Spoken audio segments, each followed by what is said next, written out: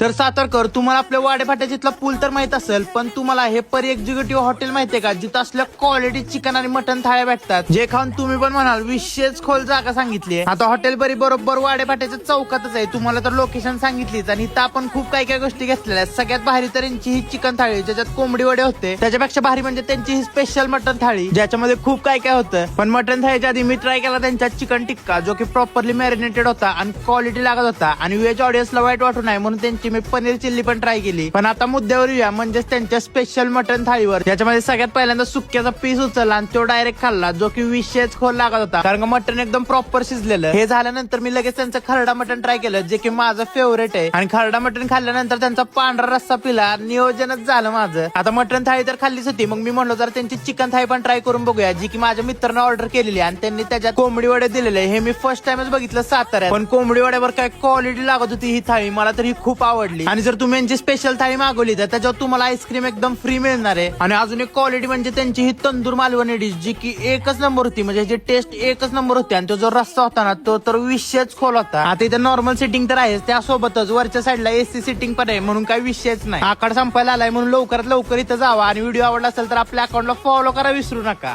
यार भाई, करा की फॉलो. 50,000 फॉलोअरच्या आपण खूप जवळ आहे.